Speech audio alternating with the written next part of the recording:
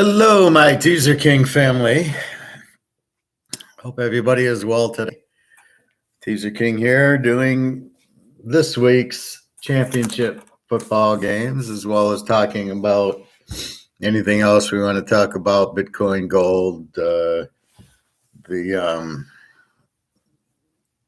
baseball cards. Let's get first to the ball, and then we can go from there. So what do we got? We got Kansas City 754 over Cincinnati, and the Rams 3.5, 46.5 over the Niners. Let me get a better, more current line as of right now. Kansas City 754 and the Rams 3.5, 45.5.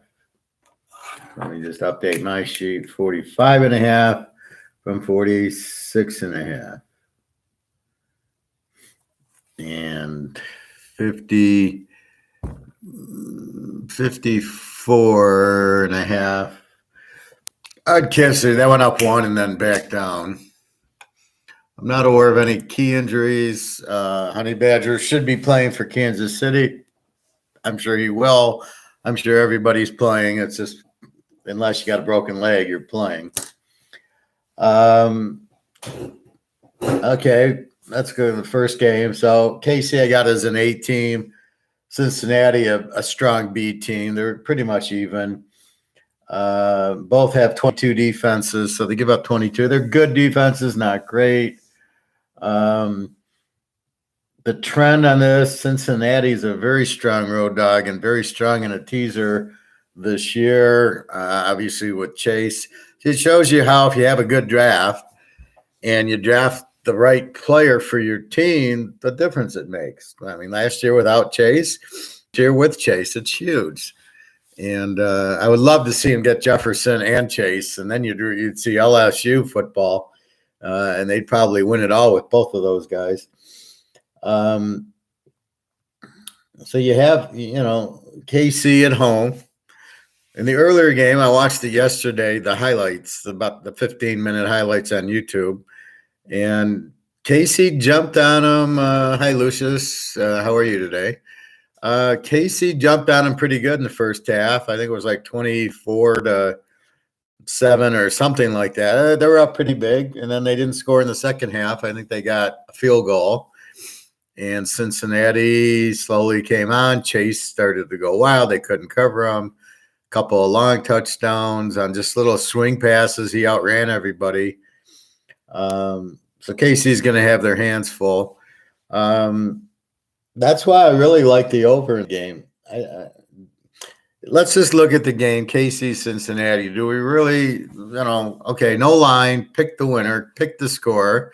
And do we really see KC just, they're going to win, to do that, they've got to win by about 13 points to assume KC wins the game straight out. In other words, you can't say, well, they're going to win 24-21. That tells me I got to tease the dog. So are you that confident KC blows them out? And I don't see that at all. Cincinnati beat them 3 weeks ago. Okay, and Cincinnati, that doesn't matter. But what do you see? So do I like KC in 13? Probably better than I like Cincy -1 because I could see Cincy win. I mean, Buffalo had them with Josh Allen. Burrow's a lot better than Josh Allen. I know we've had our arguments on this. I'm looking at a quarterback who can throw, who throws the Chase. Even though he gets sacked, he's not an issue. Versus Allen, who's more running the ball. And then, he threw to wide open receivers because the defense either fell down or just got toasted. So do I give Allen credit for finding a wide open guy? Yeah, okay. Burrow, though, Burrow's a much better passer. Let's just put it like that. So is this going to be a game or KC just blows them out? And I don't know, Cincinnati's defense, look at it. They played Oakland 26-19. And then against the tough defense of Tennessee, they win 19-16. So I think at the end of the day, since he puts up in the 20s, I think AC probably puts up in the 20s. So I think I'm calling for 31-28, somewhere in that neighborhood, which is a 59.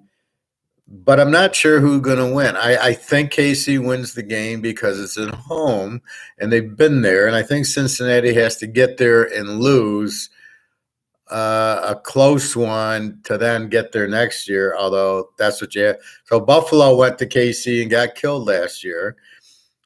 They come back and they don't get killed, but they lose again. Now is it Jim Kelly, where they lose 4 times in a row, or are they going to break through?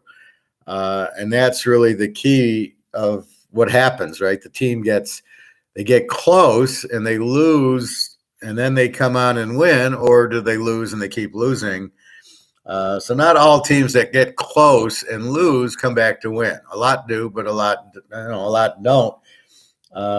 Again, I don't know that Josh Allen's the quarterback that's going to take you there. We'll see. So I think this game's close, 31-28.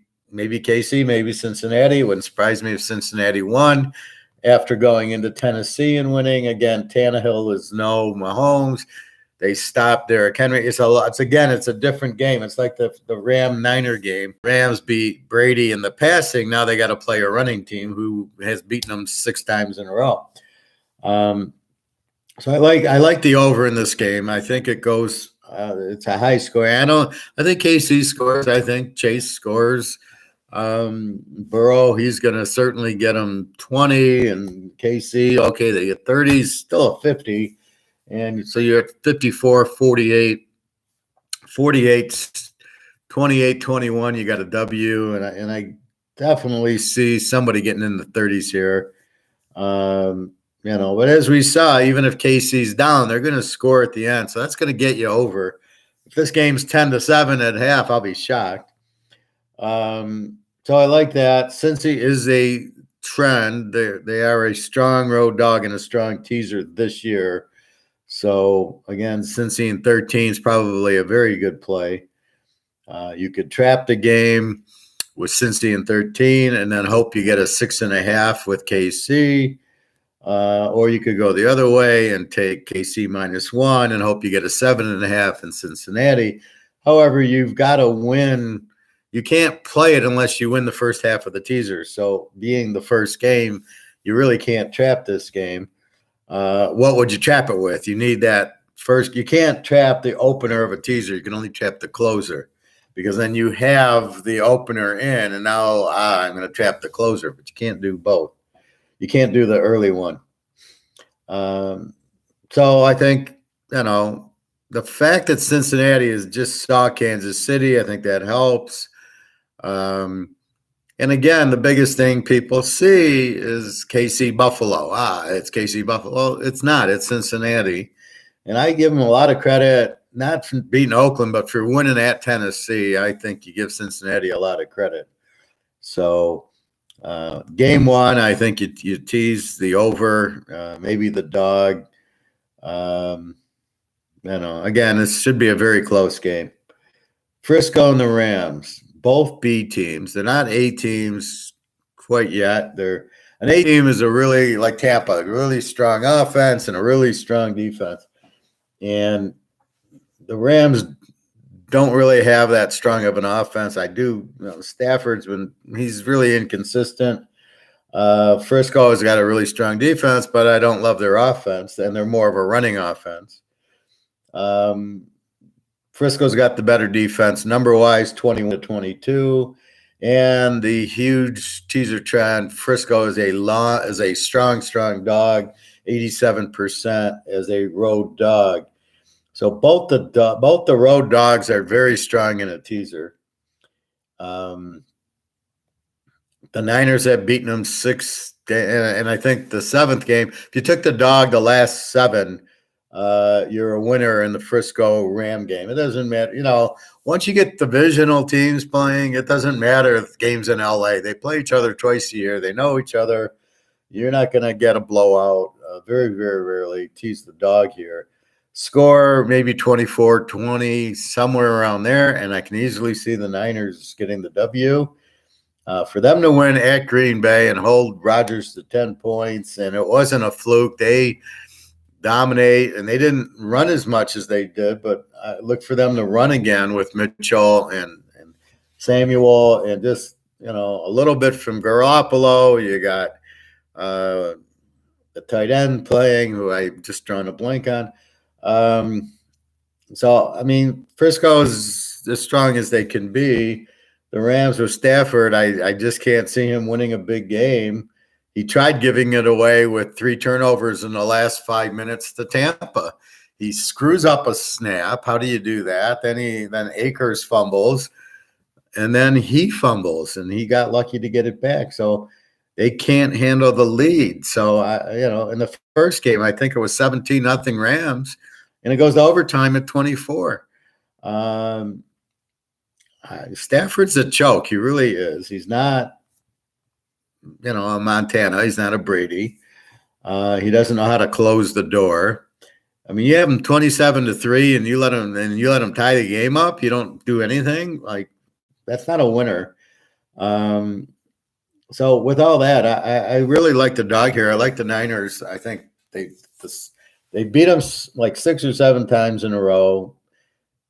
They got a little better defense. They're going to run it down their throat.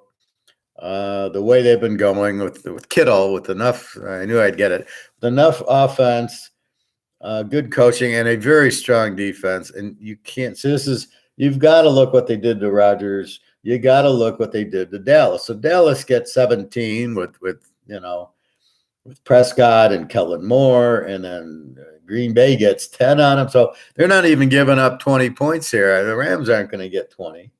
So again, I think look at the score, maybe 23-20, like I said, 20-17. It was 27-24 in the first game. Over under here is 45.5. I like under 51.5, and I really like Frisco and 9.5. So my play is Frisco and 9.5, and take the over in the Kansas City game.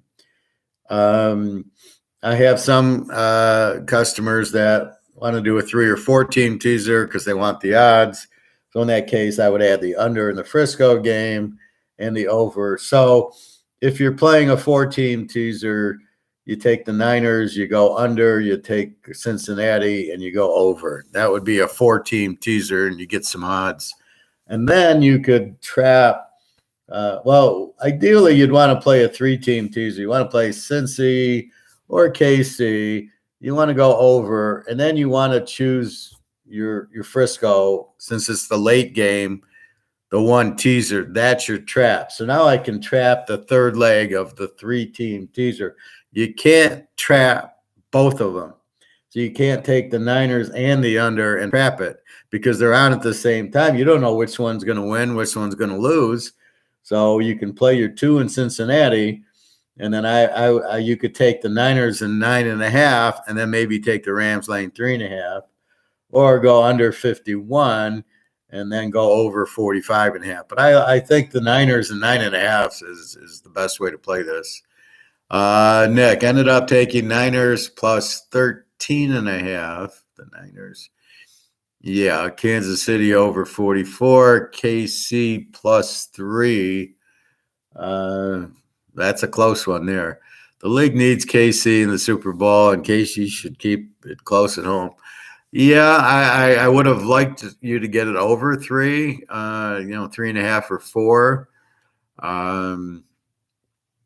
I like the Niners, and I probably would have played the Niners under as your third piece, or Cincinnati and 17. I don't see that losing, but that's okay. So your trap then would be the Niners and 13.5. You can take the Rams minus 3.5 for your trap. So you win the KCs and then take the Rams minus 3.5 for half of your bet. And then you can't lose the Niner game. Lucius, I agree with the 2-team teaser you suggested. Thank you, Lucius. I just, I think Frisco and Cincy have the teaser trends, but that doesn't necessarily, it doesn't seem to work as well in the playoffs or something. I've noticed that for years. There'll be a team that's like 14 and 1, 15 and 1 in the regular season and a teaser. They get into the playoffs and they lose. Most notably, like Peyton Manning's Indianapolis teams, when he'd rest the last week, then they'd have the bye, and then they'd fall on their face because their timing is all screwed up in the third week. So let's look at what happened. Let's go back over to last week. Green Bay rests their players. They don't even rest their players. They get their shit beat out of them by the Lions and lose to and then have the bye and lose to the Lions. Dallas kills Philadelphia. They go, we're not going to lose, and they lose to the Niners.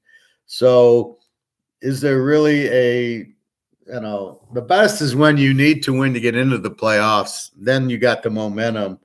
I think that's the best way to go. Probably you like that you had to win and you won. Nick, I could always double up and use Cincy plus 17 or Niners under 56 if you think those are better plays. Well, I think Cincy and 17. Well, I'll ask you, don't you think Cincy and 17 is a winner? You're not going to blow out Cincy in this. I mean, don't be afraid of Kansas City. I mean, Josh Allen hit wide open receivers, okay? They don't have Chase on Buffalo, and they don't have Burrow. So he's going to get players open, and he's going to score.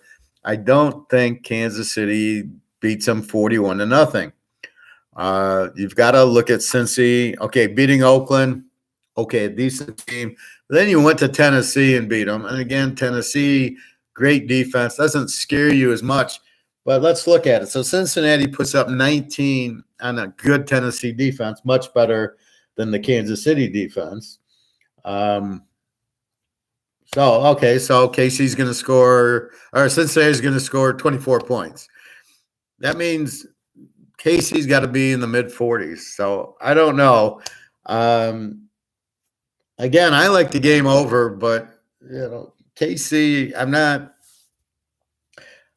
I think Cincy could do it because what Cincy did to okay, so let's go back 3 weeks. Casey's got like 28-7 at halftime, whatever. They were way up. Cincy wins the game 34-31, scoring late. They took over the second half. So I think Cincy knows how to attack them, and I believe Honey Badger played in the game. And KC did all their scoring in the first half, didn't do anything in the second half. So I think Cincinnati learned how to handle it. They've seen Mahomes now live. They've seen Hill live. They know his speed and Kelsey.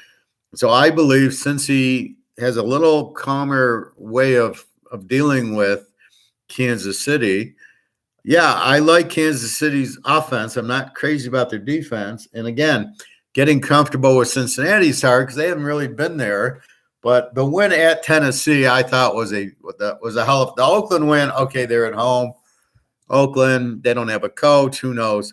But when they went to Tennessee and beat them, you got to give Cincinnati credit. And the win against Kansas City, even though it was in Cincinnati, it's still there.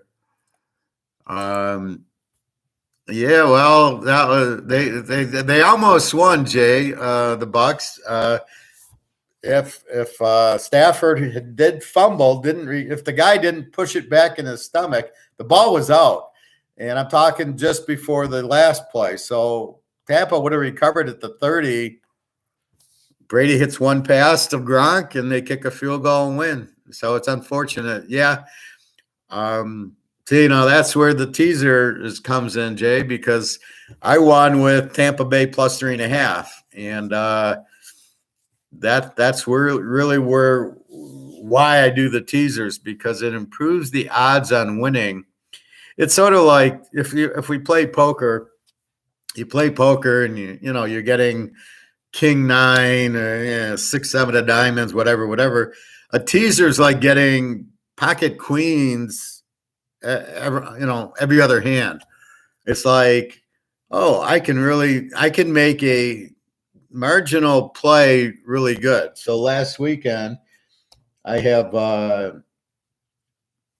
got Kansas City plus 4.5 against Buffalo because it was 1.5. So I take a 1.5, which is marginal. Buffalo might win, into a great play with Kansas City and 4.5. And I take Cincy plus 4, and I got Cincy plus 10. They didn't need it, but Cincy and 10 wasn't going to lose that game. They had the lead most of it. And the Niners and Green Bay, I played the game over, which I lost, but that would have been a Frisco plus the 11.5 play. It was never going to be a Green Bay game. So it takes a good bet and makes it a much higher percentage bet. So that's why I do the teasers, and what my skill set is figuring out which way to go with it. So I'm looking at the Rams and the Niners. Do you just tease the Rams to plus 2.5? No, you take the Niners and 9.5. They beat them 6 times in a row. Now, will that guarantee the 7th? No, of course not. But how do you predict? And that's one thing you look at is the history of the two teams. It's the matchup. The Rams, yes, they handled Tampa because they got pressure on Brady. But Brady went back. They didn't run the ball a lot. When they did run, it was pretty successful. Fournette scored 2 touchdowns running the ball off tackle. Where was that? But they should have done more of that in the first half. But what do you got with the Niners? They're going to run it down your throat between Mitchell and Deebo Samuel. They're a running offense. And, excuse me. They're a running offense, and that the Rams are, they're a pass. They're trying to stop the pass. So you can see what they did to Kyler Murray, where they shut him down and he threw an interception in the zone end zone. But the Niners are not going to do that. They're going to run the ball. Now, Garoppolo, man, maybe he throws an interception, but he was pretty good against Green Bay. They didn't panic. Okay, yeah, they needed a block punt to score, but it gives them a tremendous amount of confidence to go into Green Bay and win. The Green Bay was undefeated this year. They hadn't lost at home. So for them to do that shows you great character. And they beat the Rams a few weeks ago, like Cincinnati beat KC. So they know how to win. If you play racquetball with the guy and you go beat him, and then you play him again, you beat him, then you go, oh, I'm playing Joe today. Oh, I can beat him. And it gives you confidence. So the fact the Niners beat the Rams, they know they can beat them. And the fact that since he beat KC, they know they can beat them. And they're not bad teams. Yeah, you'd rather see Cincy go into Buffalo and win, give you a little more confidence. But basically, that's what you look at. Now, will KC be flat? Very well could. Look at the Super Bowl last year. KC beats Buffalo to a very emotional game and is flat against Tampa. They were flat. There was no question about it. And so then they started blow. It's Mahomes' toe, and their offensive line, which was good against Buffalo, all of a sudden stinks, and da-da-da-da-da. And so that's what you realize is that, that's what you're seeing. So very easily, this could be the Oakland-Miami game of 74, as I talked about the other day, where KC was emotionally beat Buffalo. An emotionally huge win, just as Buffalo had beaten New England, and I said, beware of that. I don't think Buffalo was flat last week, but they didn't look good until 5 minutes left in the game when they scored because the KC defensive back kept falling down and misplaying the receivers. But I think Buffalo is a little flat against New England because of New England and now KC Buffalo. You could easily see Kansas City being a little flat after this big Buffalo win. Oakland, Miami, 74. And here come the Steelers. Guess who wins? The Steelers. Yeah, at Oakland, and they killed them. So KC could be a little flat. The Rams and the Niners won't be flat. I mean, they beat Green Bay, but it wasn't like that type of game. And then the Rams beating Tampa, the Rams won't be flat. They gave the game. If anybody would have been flat, it would have been Tampa because it was an emotional win. The Rams gave the game away. And that's the thing with the Rams. They give the game away. They don't know how to finish. Yes, let's go back. They beat Arizona 31 to 11, mostly with Kyler Murray not knowing what to do. But again, they tried to throw it all today. Why did the Niners beat them? Because the Niners run it. So a good running team will give the Rams trouble because they won't be able to sack the quarterback, and they'll get enough. It might take them a little bit to wear down the Rams, but they'll wear them down. So that's kind of how you got to look at it. So KC could be a little flat. I don't know. You would think it's a championship game, but that's what the Steelers, it was a championship game, and the Raiders were flat. Plus, the Steelers were damn good. And here, I think Cincinnati, again, let's go to the Baltimore game. Cincinnati killed Baltimore twice, in Baltimore once, and in Pittsburgh.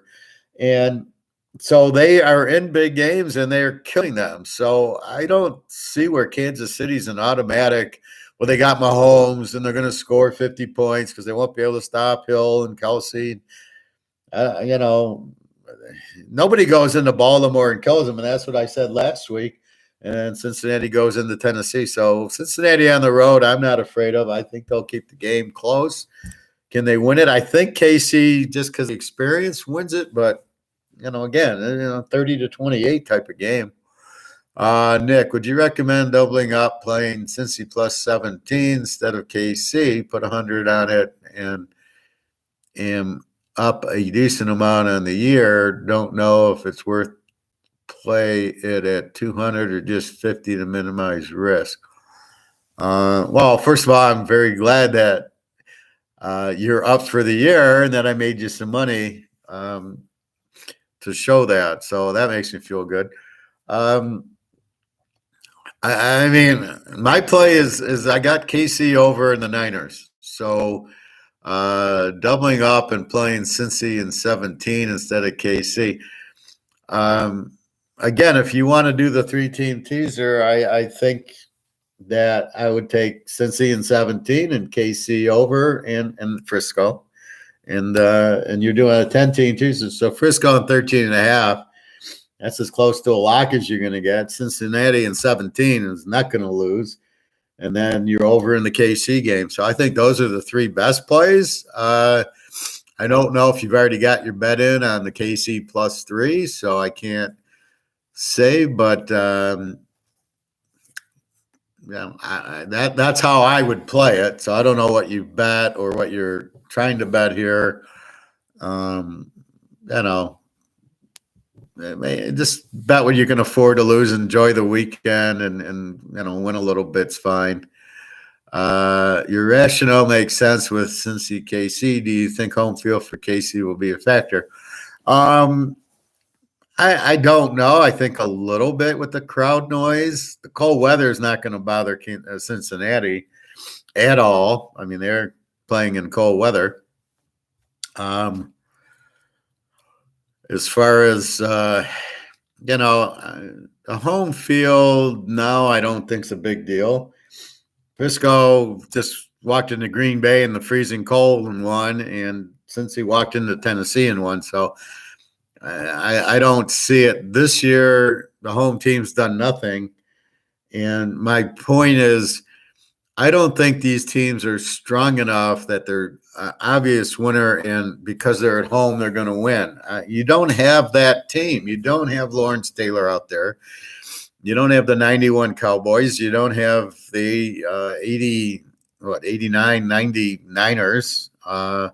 You don't have those teams. You don't have the 70 Steelers. So you don't have, of the four, Frisco is not a for sure. The Rams are not a for sure. Cincy's good. Kansas City's good.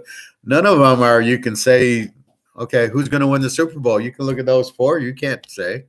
I can't say KC's going to win. If they play the Niners, I can see the Niners beating them with their defense. I can see the Rams beating KC with their defense because the Rams rush the passer like they did Tampa Bay. Cincinnati, if they win at KC, they could easily win the Super Bowl, although it'll be a little harder playing these defensive teams because they're more of a Burrow and Chase team, but they would give them problems. And then KC, you're looking at the last 5 minutes of the Buffalo game, thinking, oh, they're going to score 50 points. Cincinnati's got a really good defense, and let's see, the last game, Cincinnati played Cleveland. Okay, they didn't try. Let's see if I got it. Okay, let's go back 1 week, and Cincinnati played Kansas City, and they beat them 34-31. I had it locked. I have a lock on Cincinnati. I had the lock on the over, and it was over 51. Now we're getting 54 for some reason. And, here KC was 5. So KC was 5 at Cincinnati. Cincinnati wins. And now it's 7, and I don't get the point spread. I think that's too high. My point spread was 4, and that's about right. I think almost a field goal game. I think Cincinnati's being undervalued. Again, their defense is stronger than it looks. You just don't know, but, that's why I keep saying, look at the Baltimore games. They beat Kansas City. So that's kind of how I view them, as they're kind of a sleeper because they just haven't been there before. But what they've been doing, Burrow and Chase, I just, they could win the game. It wouldn't surprise me at all. But I think it would be, 30-28. I don't think you're looking at 17-14. Frisco maybe 17-14, but not the Chiefs. So I think the best way to bet that's over. Again, both the dogs are strong in teasers this year. Frisco's like 17-2 as a road dog in the last couple of years. Cincinnati's like 85% in a teaser this year, and also very strong as a road dog, anyway. So that's how I look at it. Definitely see, both games very competitive. I don't think you'll see a blowout. You haven't seen a blown out. You only had one blowout: Buffalo, New England, and Tampa over Philly. KC blew out Pitt. So they beat Pitt 42-21, and the Rams 31-11, and then it got tight last week. All 4 games were tight. But again, Frisco won at Dallas, and Cincy beat Oakland, and then Cincy goes to Tennessee. So, so KC beats a weak Pitt team 42 by 21. Are they going to handle Cincinnati by 21? I don't see that, but it does show that Pitt scored 21 on them, so definitely an over there. And then and the Niners own the Rams, so definitely that's the way to play these. I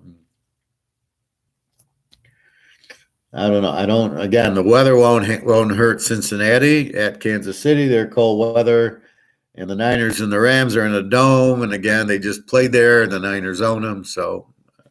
That's kind of how I look at the games. There won't be any weather.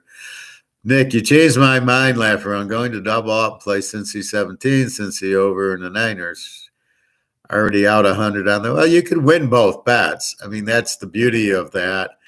Your first bet, so you've got the Niners and 13.5 in both.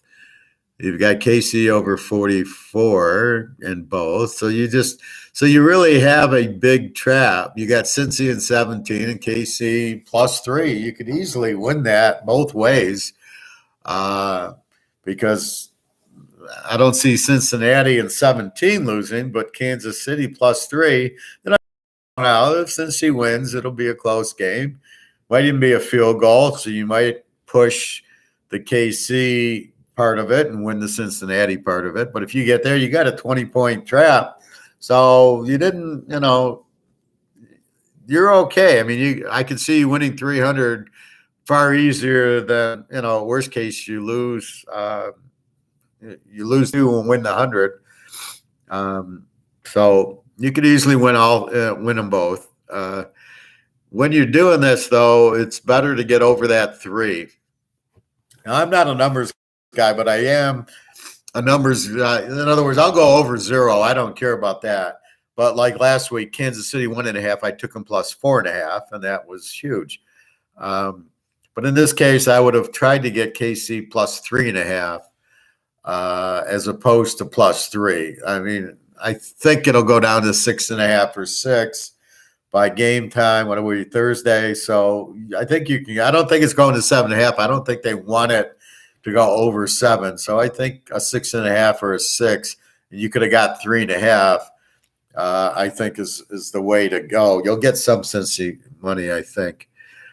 Nick, won't be too upset if Burrow loses either. I'll be able to get my card cheaper. Laugh out. Well, yeah. I mean, the Burrow cards will definitely go up. But if he turns into Aaron Rodgers cards, the guy loses and loses and loses the championship game. He won 1 Super Bowl, should have won 4 or 5. And that's why the Brady cards are worth a lot, and the Burrow cards, hopefully he turns into a Brady and wins a couple of Super Bowls, not turns into a Aaron Rodgers, loses a bunch, and nobody, Rodgers' value is way lower than it should be because people base it on the Super Bowl. We'll get into that subject in a little bit. So anyway, how do we pick the games? Again, we're looking, why do we like the Niners? Their defense is strong. They run the ball very well. They can score from the red zone. Look at the Dallas game. Just keep Garoppolo away from throwing the ball. They'll be okay.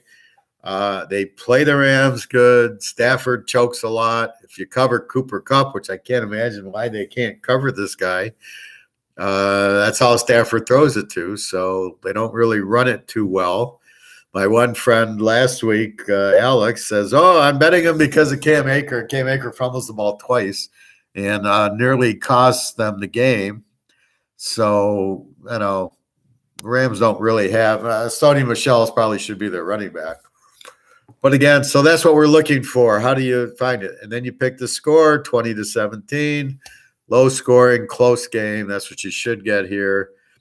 The other game in week 16 or week 8, whatever, week 18, goes to overtime. The Niners win, get into the playoffs.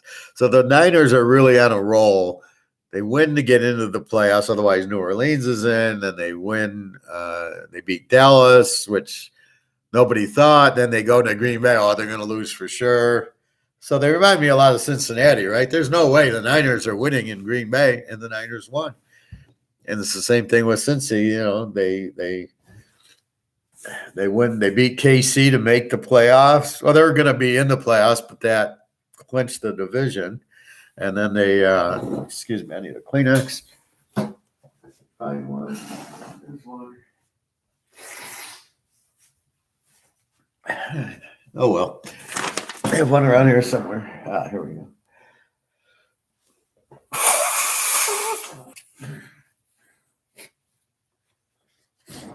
So anyway, they go, they clinch, and then they win. So again, you look at the Bengals. They had to beat KC. They did. So by playing both the Niners and Cincinnati, by playing these teams, they're not going to be surprised. There's not going to be a whole lot of difference, and that should be what happens. So again, take the Niners, take the Chiefs over, and then if you like Nick, then go ahead and take Cincinnati and the points, which is probably a really good bet too. I just prefer the over just because, and because I see the game definitely going over with these two quarterbacks.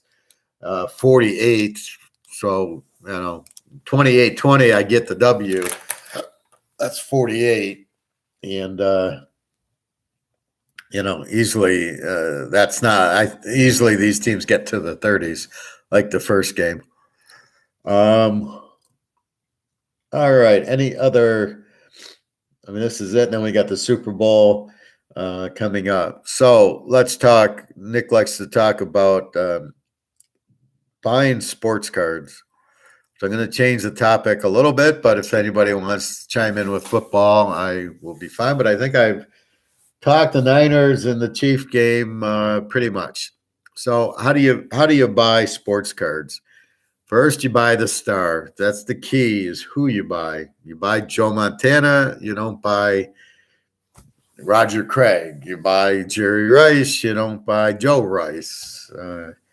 So you've got to buy the player. Then it's all condition. You want to buy the best condition card you can find.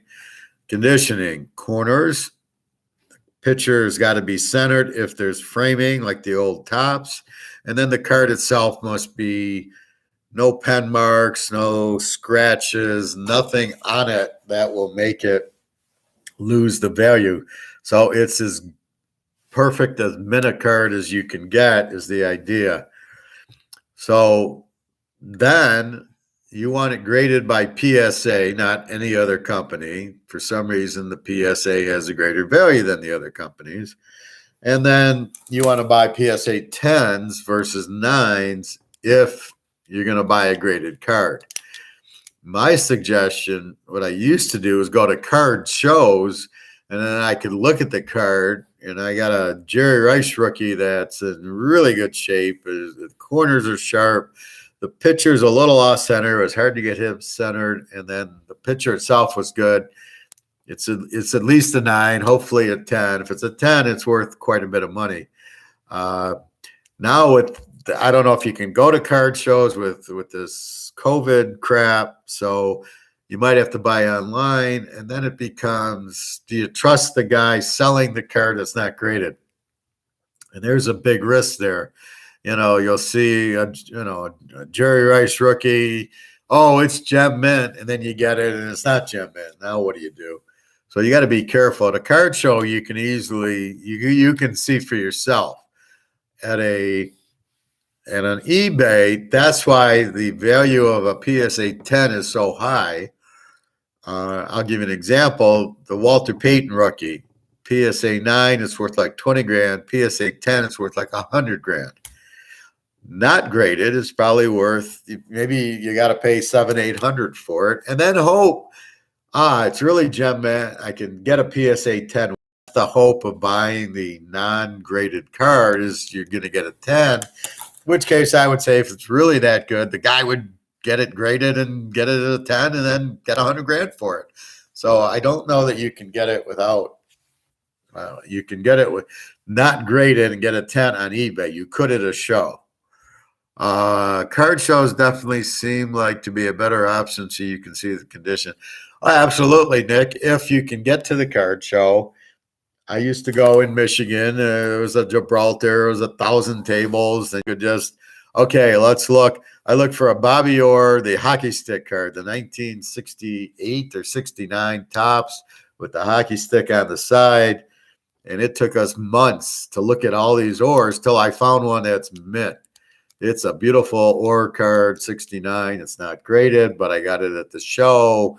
The corners are sharp. The centering was as sharp as we could get in a good pitcher. Probably you'll get me a 9. Be worth a whole lot of money. But yes, I went to the show, and at the time I was married, my ex was very good at looking at, yes, this card's mint. Yes. Or, oh, I see a scratch. Or, oh, it's off center. Or a corner's ding. She could see all that. I didn't have the patience for it. But now I got the card collection from the divorce, and so I know I'm sitting on a lot of good gem mint cards. I got Brady rookies that are not graded, that are perfect condition. So that's what you end up with. And I agree with you, Nick. Go to a show if you can find one, but you got to be specific what you're looking for. 1965 Mantle or Mays or Aaron. That good luck finding it with good corners and centered. 65 tops baseball. I got 68. I got 69. Well, I got 68 and 69 football, 68 baseball. The Flares, Michael Jordan rookie, those were extremely difficult to find centered cards. And we'd go to a lot of shows. The best one I got is an Elijah that's got to be a 10. It's just perfect.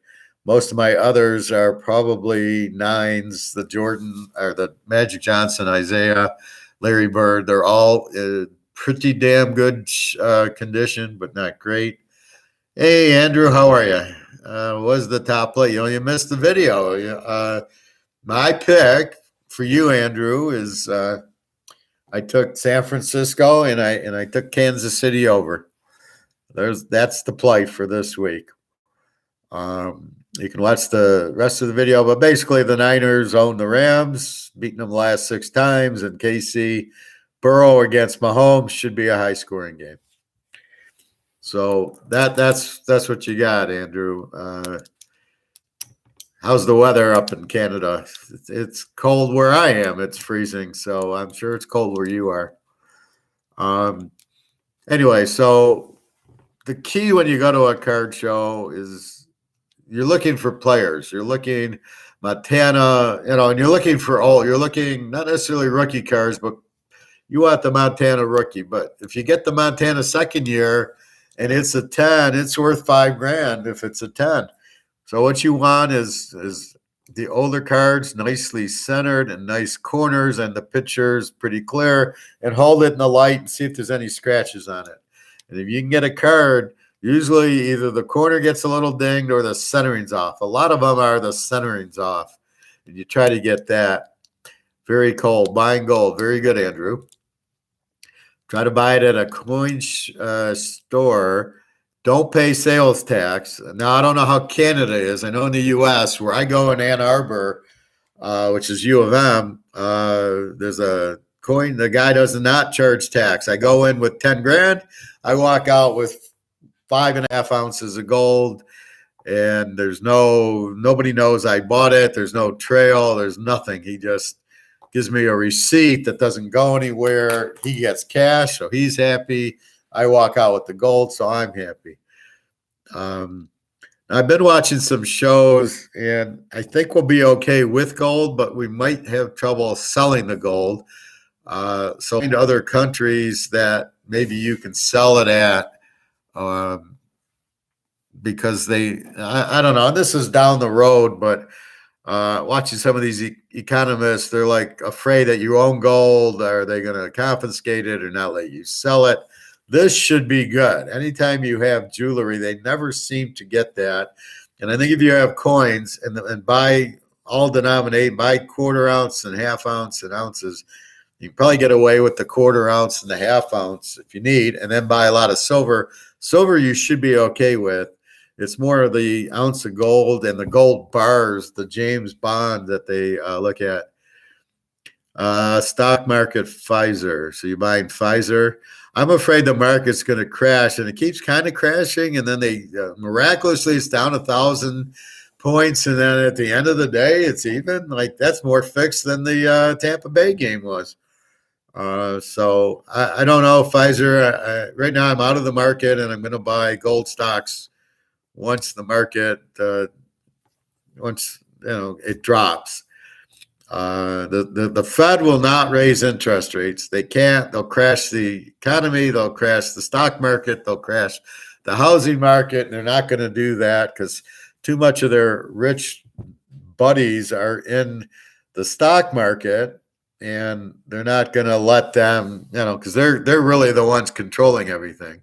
So they're not going to let it crash. So even though they're saying, "Oh, we're going to raise interest," they won't raise it. They'll keep making, "Well, the economy looks okay. Unemployment's good. We don't need to raise." They will never raise the rates. So just keep buying your gold and buy some silver, and let's hope that we can sell it, and we won't be slaves. We'll be free people because we own gold. Anyway, but good that you're doing. Also, what Nick's doing is buying baseball cards and football cards, and they will keep their real assets, keep their value, because what happens is the value of the dollar drops because you print it. The more you print, the less it's worth. So how do you survive is buying real assets, the gold, the silver, the baseball cards.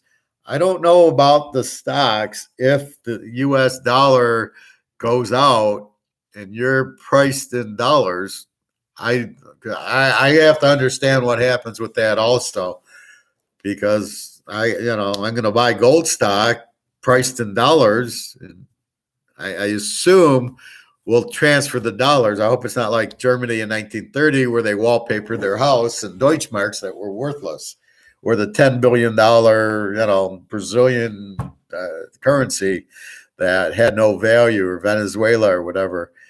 So I'm not sure.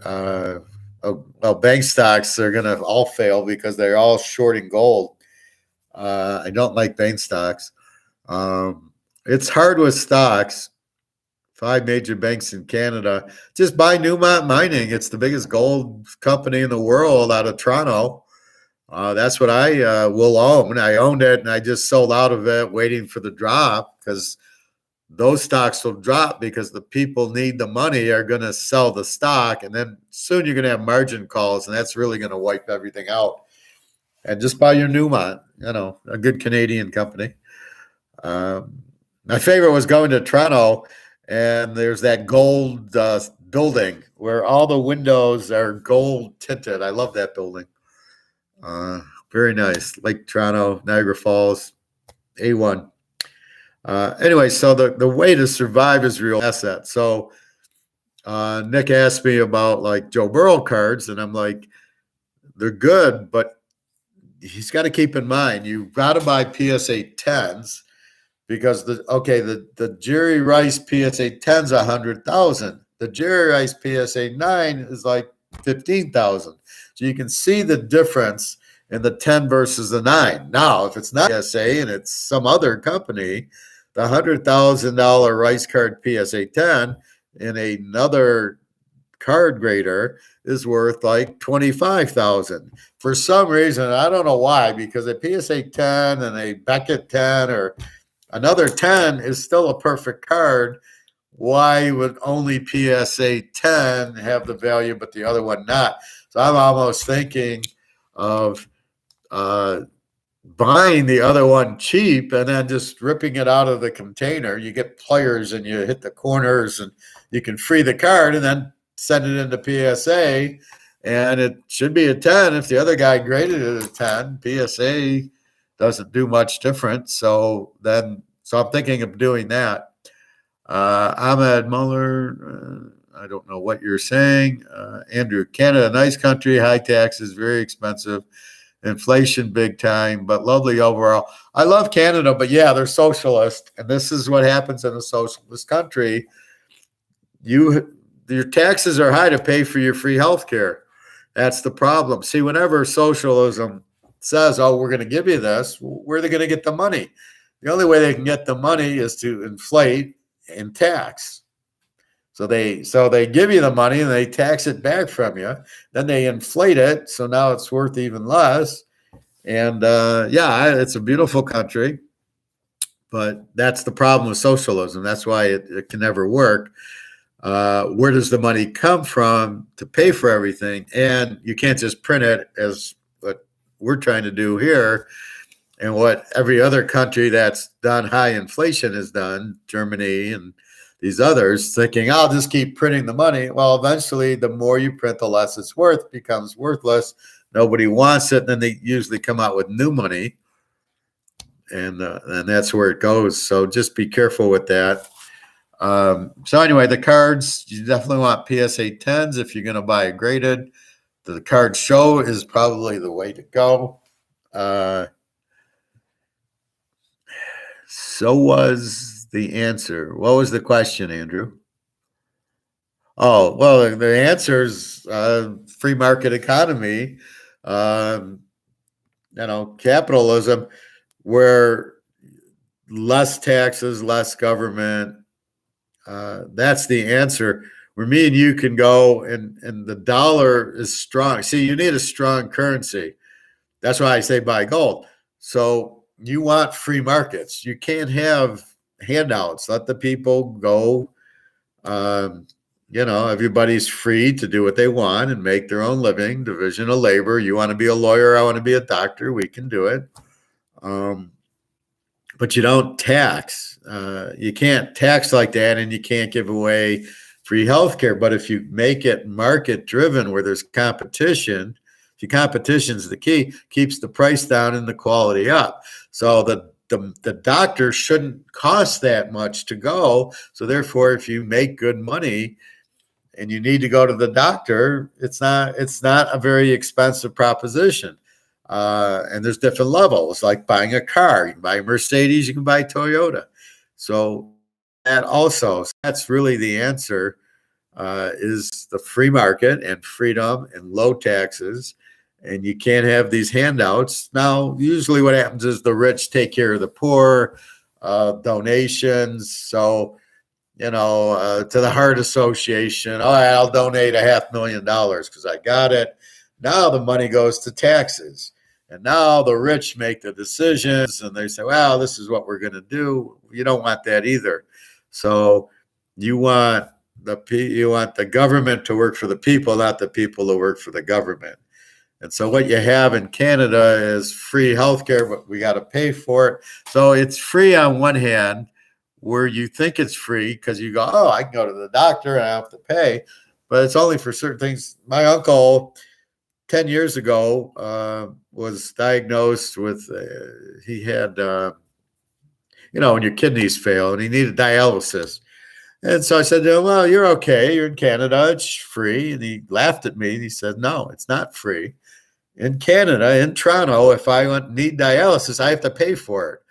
I thought you had free health care. Well, only the general stuff, not a dialysis, or you break your arm, you're waiting for a doctor for a month.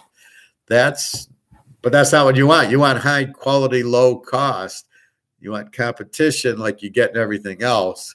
That's the key to everything, Andrew. Well, you're living in socialism. Does that work? And you're saying, no, it's high taxes, very expensive, inflation, big time. The inflation is to pay for everything, but you're going to end up where the Canadian dollar is going to be worthless. So will the U.S. dollar. So will the euro. So will all the currencies.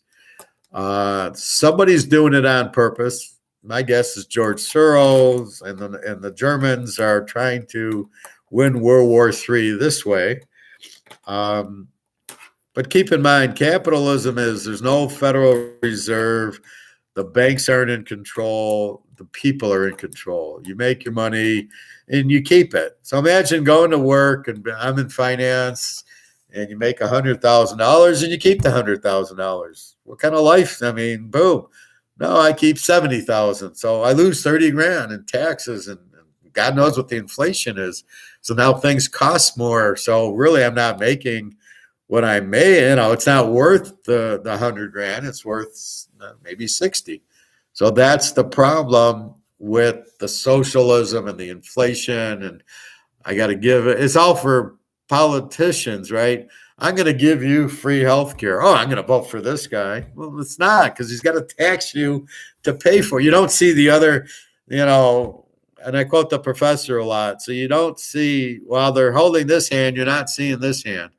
So here's free, but wait a minute. How do you pay for the healthcare? Isn't free. You got to pay the doctors, the hospitals. How are you going to pay it if it's free?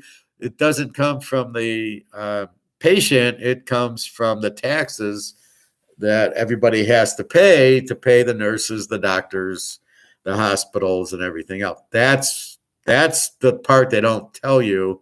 And that's why it's really hard. So then everybody's paying more in tax, and everybody pays, even if they don't go to the hospital or go to the doctor or get Social Security or whatever they are. Government pisses away tax dollars. The government shouldn't have your tax dollars. You work for it. And the big secret, Andrew, it's not income. If you go to work, it's not income. They're paying you in lieu of your skill set. So if you're an accountant, you go in and do finance work, they could pay you in oranges, or they could give you tires or something, but they give you currency because then you could go to the grocery store and you can buy gas and you can pay rent. That's why they do it. It's not income. It's just it's a barter. They're giving you money to come and work for them is what they're doing. Somehow it got into it's income and we're going to tax it. Well, that's bullshit. That's not the way to do it. You're better with your money than the government. That's the problem. Buying your time. What does that mean, Andrew? Buying your time. Hey, Ryan. No, not much. Just talking. We did talk football, so I'll go through the picks again. We're taking the Niners and the Kansas City over because we think Burrow and Mahomes will light it up. And the Niners beat the Rams 7 times in a row. So that's a football pick. We've been talking inflation. We've been talking gold, baseball cards, different assets to defend ourselves from all the inflation, and which is basically ruining the currency, making it worthless. And so we need to protect ourselves. Andrew, employers buy the employee time. Well, yeah, I mean, you can go on a vacation. I just went to Amsterdam, so that's what I did with my part of my money. But yeah, I mean, well, working, you can either save your money or spend it. So it's good you got to spend it on rent and food. But if you have more, then you save it. So you can do what? You can invest in Teaser King, you can invest in stocks, you can buy gold, you can buy baseball cards, which hopefully makes your money go up in value. And that's really what you're trying to do. But it's really a barter, Andrew. It's really, you have a skill set. This is division of labor. This is Adam Smith. This is how I learned. And now I'm like, wow, I really learned good. So you become what's needed. Businesses are all about selling what people want, right? So people want Michigan shirts. Somebody makes a Michigan shirt. I pay him for it. He makes $1 million selling Michigan shirts or gold chains or glasses. What does the population want and or need? And that's what I'm going to sell. Food. That's why there's so many restaurants. People have to eat. So you sell Chinese food or whatever. You buy Teaser King picks that will keep you ahead of inflation. There you go, Ryan. Absolutely, especially with the bowls, the bowl games. Andrew, I work for my wife. What does your wife do? I hope she makes some good money for you. But well, it is Canada, so let me guess. She's probably she could be a businesswoman or a nurse or a doctor or something. I don't know. I have relatives that are like in IT in Toronto.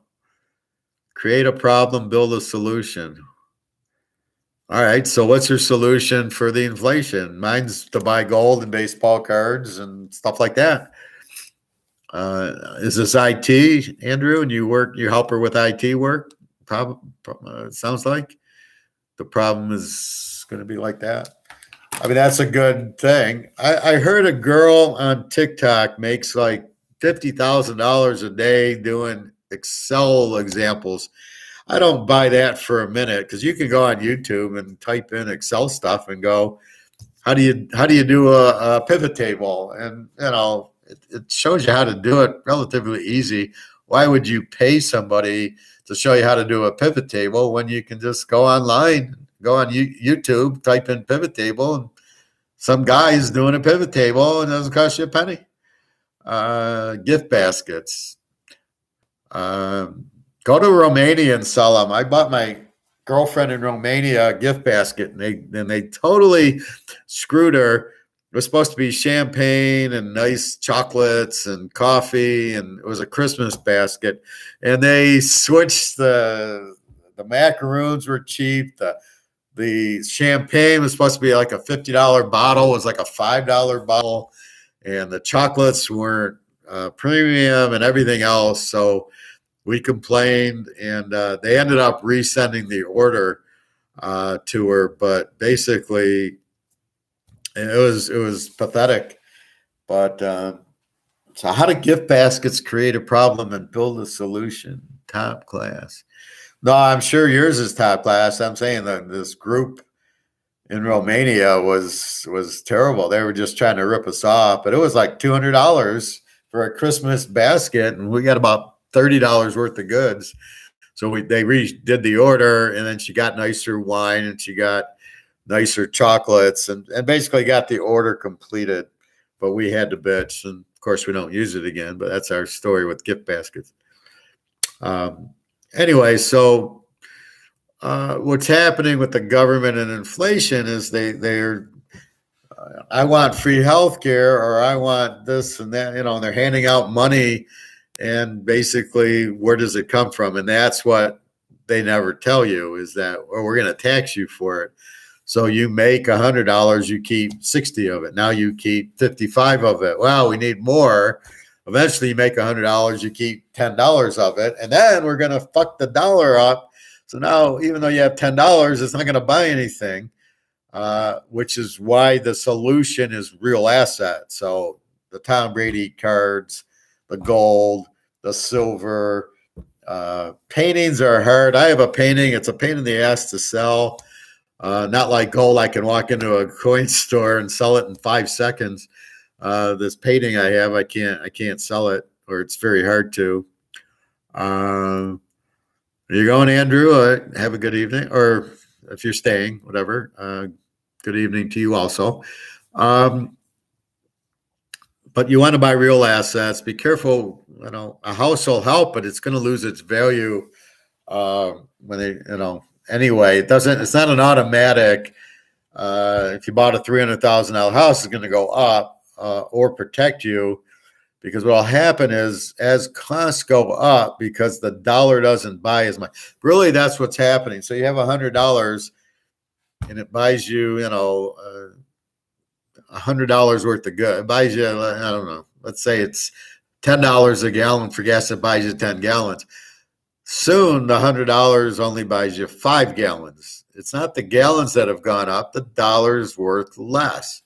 That's why you protect yourself. So when I tell you to buy gold or silver or the baseball cards or whatever, and get PSA 10s and get superstars, don't buy the average guy, is because the dollar's going out and the euro's going out, the franc's going out, the pound's going out, the Canadian dollar, they're all going out, because they think if they just keep printing to give the free health care and the Social Security, I'll just keep printing to give it away. Well, it doesn't work, because the more you print, the less it's worth. So now it takes, $1 million for what used to cost $100,000. So your $100, at the grocery store, $100 used to buy you a ton. Now it buys you less. Soon it'll buy you even less. Steaks are $17 a pound. They haven't gone up in price. The dollar, it takes $17 to buy the same steak that it used to cost you $5 to buy. So that's really what happened. Gas up here, $1.50 a liter.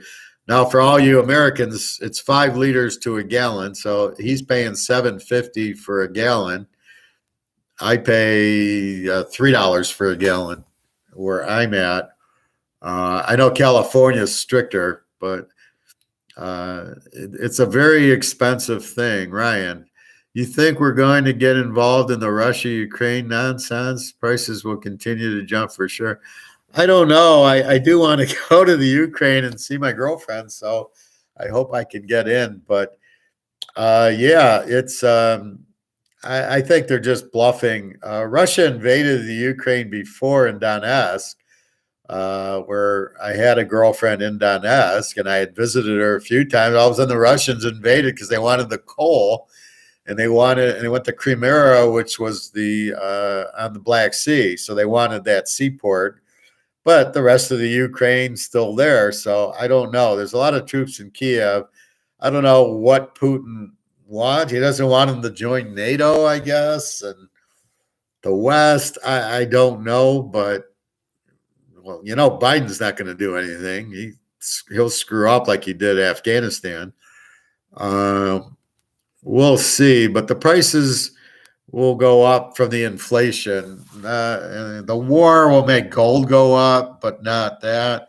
But again, so keep in mind, gold's like a bad football game. It's like the Tampa Bay game where they kept throwing penalties, unnecessary roughness. You ever see Brady get a unnecessary roughness or whatever he got unsportsmanlike conduct call? I mean, how fixed was that Ram game? That's what gold is, right? The banks keep the price of gold down so the Chinese and the Russians can buy it cheap.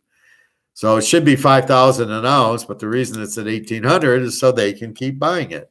There's no reason it's going down. They didn't, even if they raise interest rates 0.25%, inflation's about 10%, interest rates are at zero. So everybody's losing 10% on their dollar. So even if you raise it 0.25%, where's that going to go? Oh, so now it's 10 versus a quarter. Of course, I'll sell my gold now. So that's the thing. I don't get.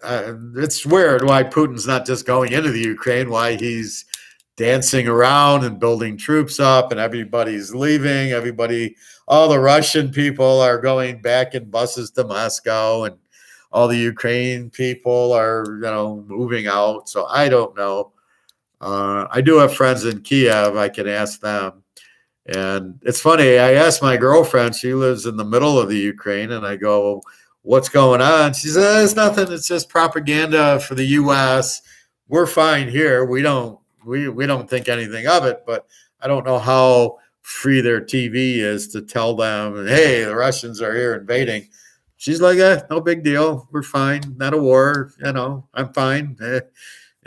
Business as usual." So I don't know what they tell the people in the Ukraine versus what we hear, how much is propaganda for the U.S. and how much is real, but that's what they say.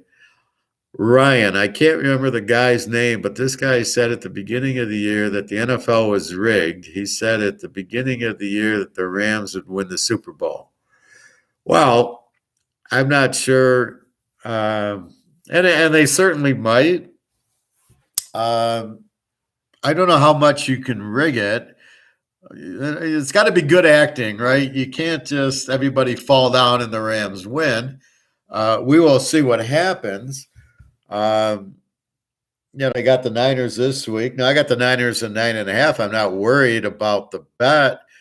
The Rams only have to win by 1 according to the rigged thing.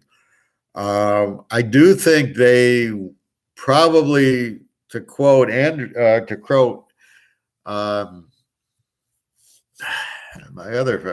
friend Nick, that they want KC in it because of Mahomes, and they're going to get a bigger audience.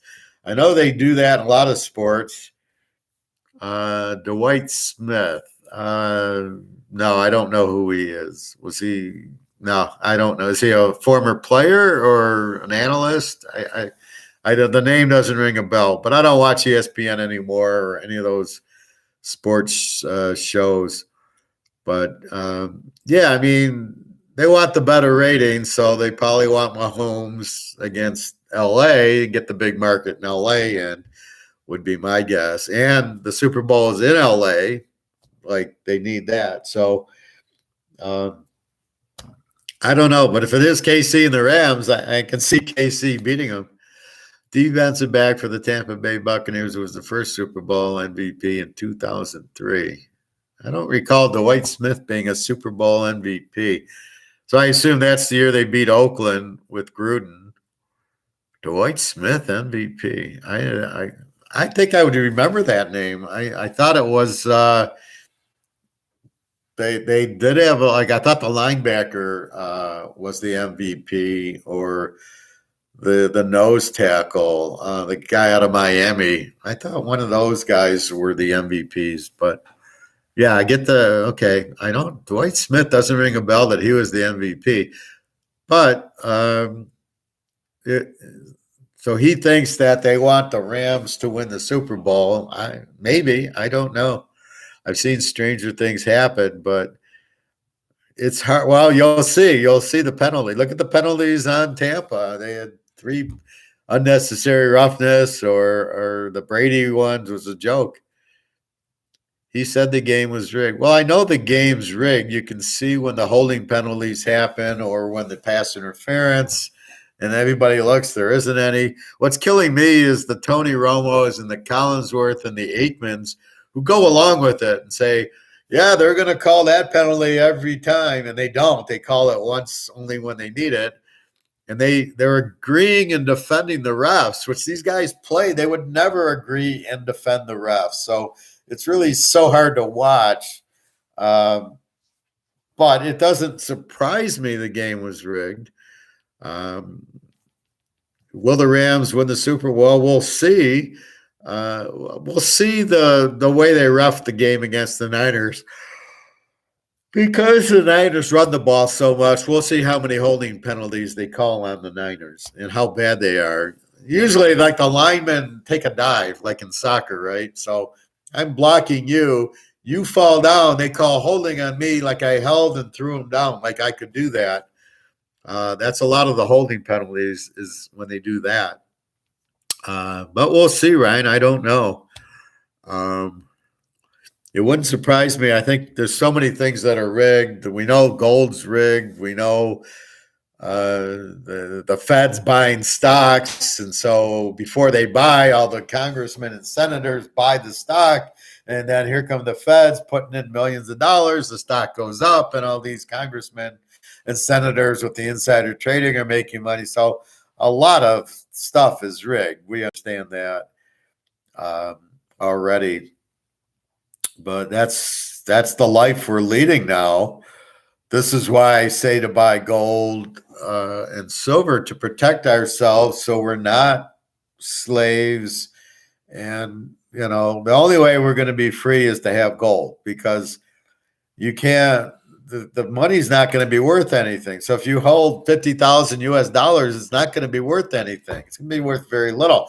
But if you take your 50,000 and buy gold with it, the gold will keep value. That's a protection of the value. So when people ask me, like, is gold going to go like Bitcoin? And the answer is no.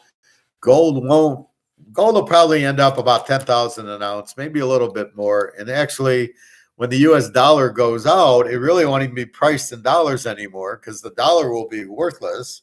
So it'll be priced in whatever the new currency. They'll have a new currency because you have to trade, even in Amsterdam, I think, where they did tulips, or wherever that country, I thought it was Amsterdam.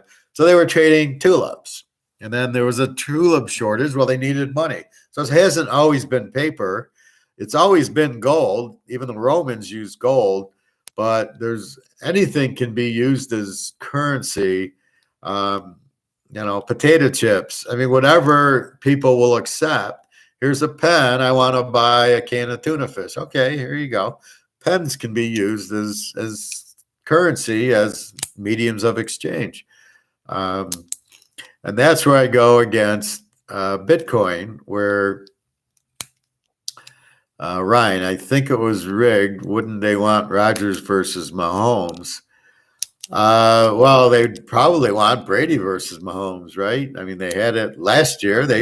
Brady's the best, but Rodgers, if you look, has never won. I mean, he always loses. It's the third or fourth time he's lost to San Francisco. So I don't think they like Rodgers. Mahomes, he's the golden boy, and then I think it was Brady. I don't know. They want Stafford. I don't see that. I mean, he stinks anyway. So I can see Buffalo, and then now you got Joe Burrow. They might want Joe Burrow in there, but I think you want, Mahomes. But if the Niners beat Green Bay, they can beat the Rams. So I think Mahomes is the one they want in there, but we'll see. But anyway, so the Bitcoin, on the other hand, also is it's not a medium. I can't, if I give you a Bitcoin, what are you going to do with it? It doesn't have, I can't go to the grocery store with it. I have to exchange it for money. And it's really not an asset. Gold, at least, is gold. A Brady card's a Brady card. So very difficult like that. But that's what you got. So we're trying to protect ourselves, and that's really what you're doing by buying assets. So if you're not a gold fan, buy silver, buy baseball cards, buy anything that'll keep its value. So the currency's going to zero. When that happens, the assets will go up.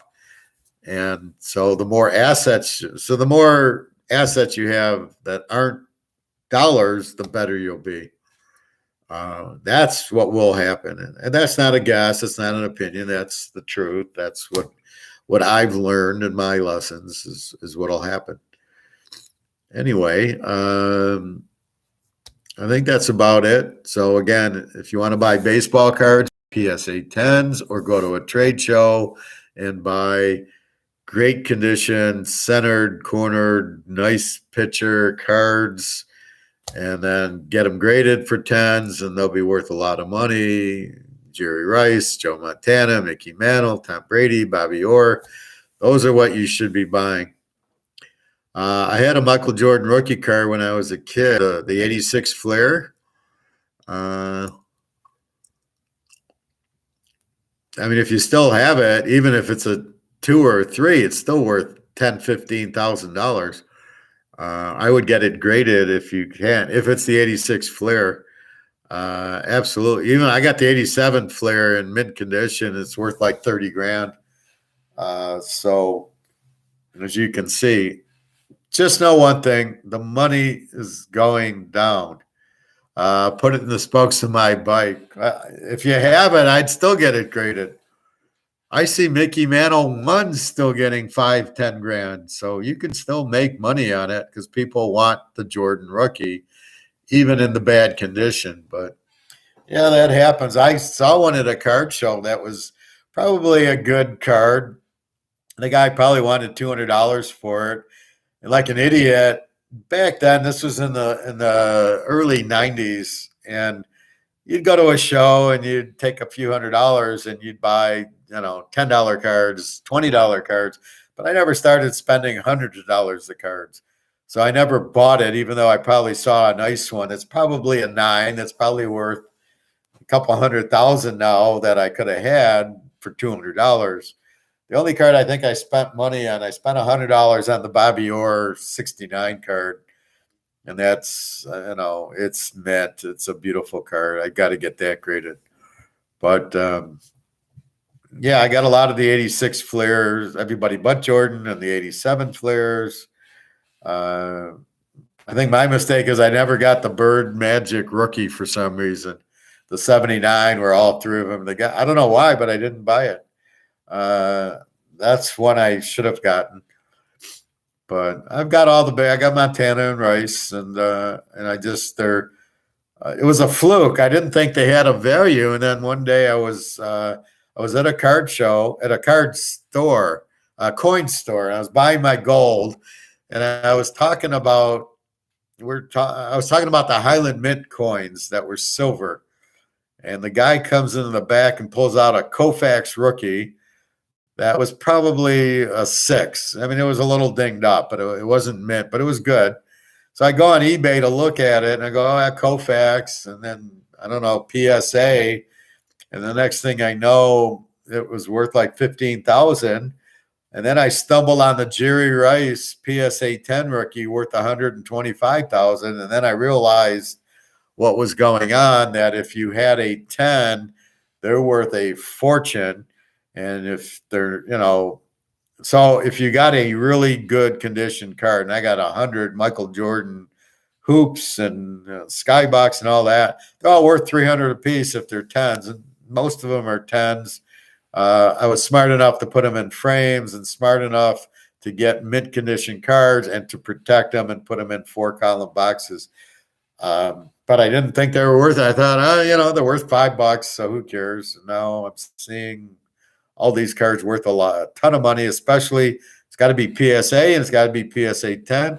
But if you have a card PSA 10, it's worth a lot more than if it's a PSA 9, provided it's Jordan or Brady or one of these real good players. So then the argument came up from my friend Nick, and he goes, "Well, should I buy the Mahomes card or the Burrow card?" It was the Burrow card.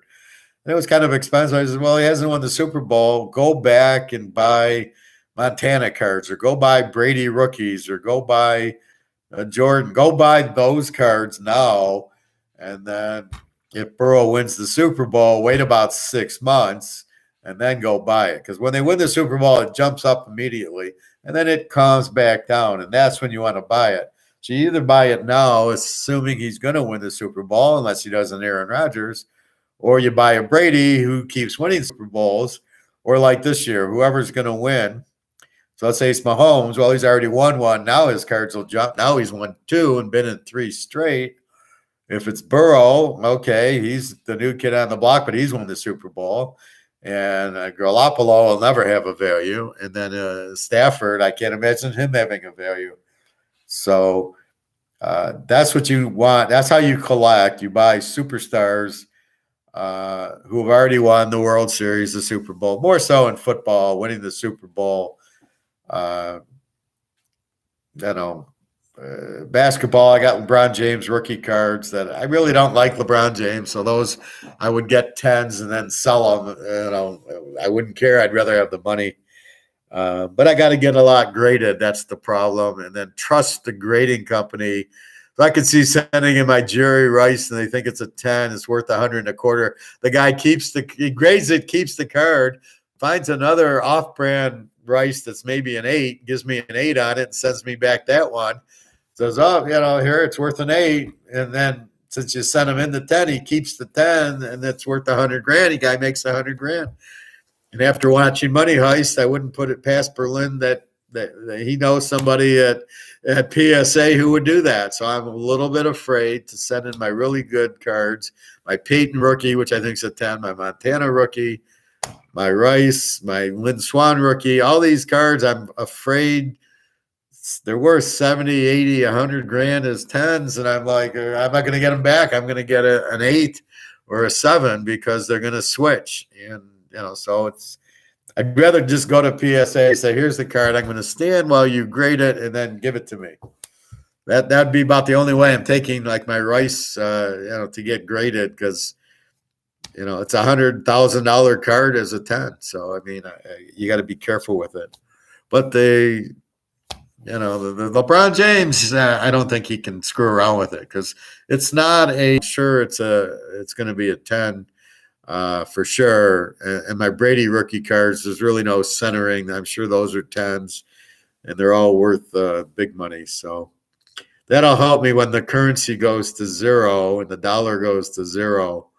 I'll have those to rest. And I wonder what they're going to do with that. So they can stop you from selling your gold by saying if you buy gold, you're going to go to jail, but really, how would they know? If I go to my buddy who runs the coin store and I say, well, here's a coin between me and you. Here's a 1 ounce gold. Give me 20,000 for it. I can see that happening under the table. I was just watching an economist. He said in France during the French Revolution, you could own your gold, but if you sold it, they would guillotine you. But I'm like, but how would they know? I'll just take it to the coin store. He'll give me the cash. I'll have the gold, and it'll all be done in secret. So that's how I'm buying them from the guy. So I don't know what'll happen, but I know if I hold dollars, I'll be shit broke. Lucius, welcome back. I have a football question. Go right ahead, sir. The Rams could win the game to have home field, to have home advantage for the Super Bowl. Yeah, absolutely. It's kind of unique because Tampa had home field last year and won. I don't know that the home field will help the Rams against like Kansas City. I don't know. Because it's going to be 50-50, right? So the seats will go half the case. Let's say it's KC and the Rams. It's not like 100% of the people will be Ram people. There'll still be a good contingent of Kansas City or Cincinnati people.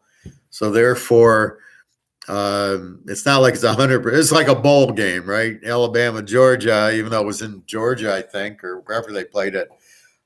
When they play those ball games, there's still half is one team, half's the other because it's a neutral site. So where they'll have the advantage being at home, but it won't be 100% Ram crowd.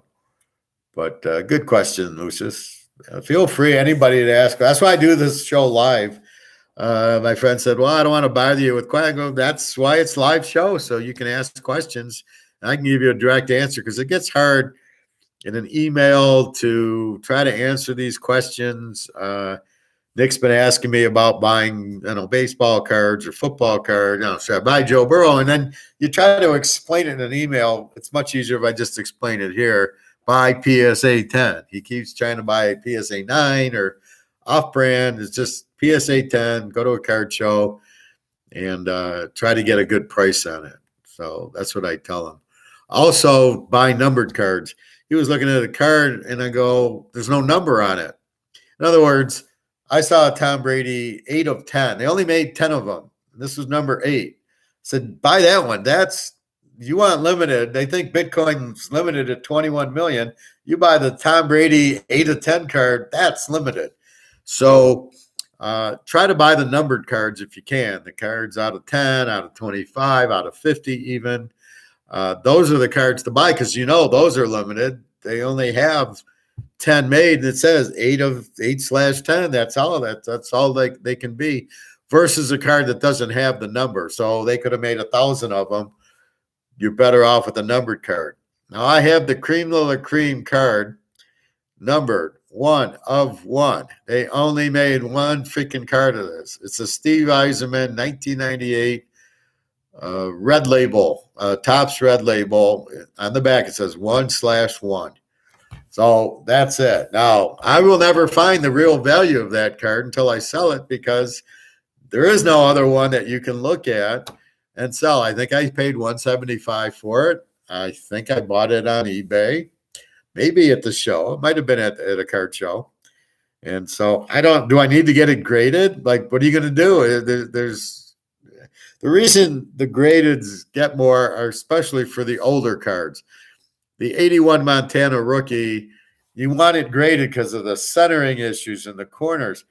You got a 101 Steve Yzerman or Gretzky or Lemieux or any of these, it's already there. I mean, you can't buy another one. So do I need to get it graded PSA 10, which it is, but does that matter? Or are you buying it because there's only one of them anyway? And that's why the PSA 10s are more limited, because there's only, of all the cards Topps made, let's take the 86 Jordan Flair rookie. They made a lot of cards. It's not that limited, but how many of those cards, and a lot of them are off center, are 10s?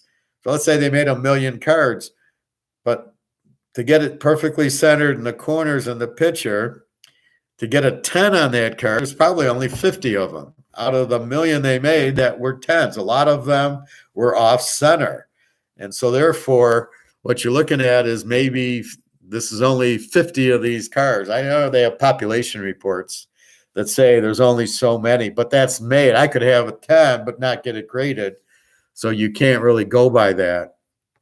But that's really what happened with that's why you get a Jordan 10, because there's less 10s than a 9, and there's less risk, because I know this card is gem mint, and I know if I spent $1 million on it and I say it's gem mint 10 in a year, it's going to be worth $2 million.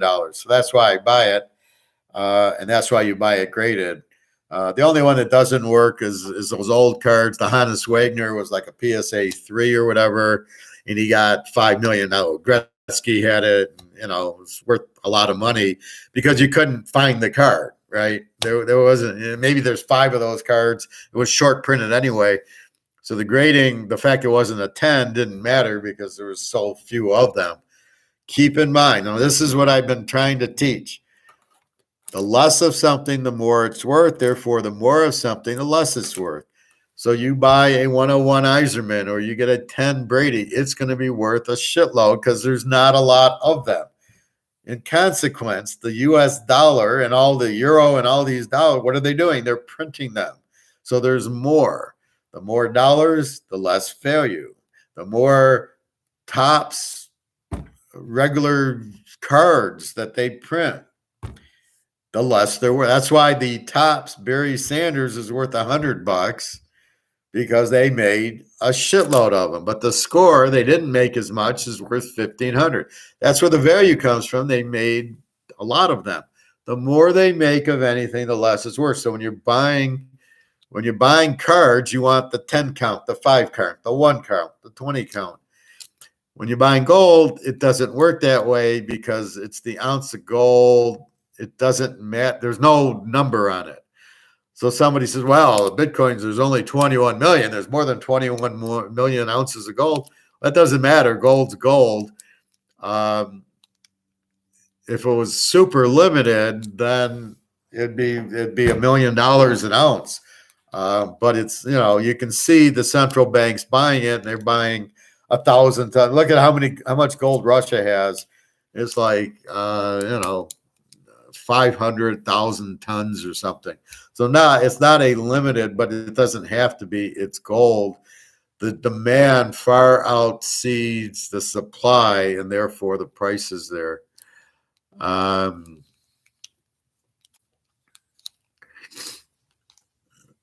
So anyway, so that's what you want. So when you're buying assets, you want to buy limited edition, very small quantities, a Brady 10, an Iserman 1, something 20.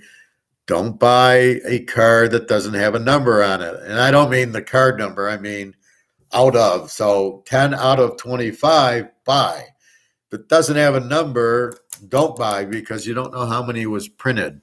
So that's one of the keys. And then it's PSA 10 means there's less of them and there's less risk, because everybody knows it's a perfect card, it's mint condition, and therefore you have that. So that's the key to investing in sports cards, in paintings, a Picasso. There's huge demand for it. So again, you want something like gold. It's a huge demand. The demand's far more than the supply. That's why gold has a value. Silver is not as limited as gold, so that's why it's worth a little bit less. But it's still that. But when you keep printing dollars, eventually it's gonna lose its. There's too much of them. The demand goes down, and that's what's happening.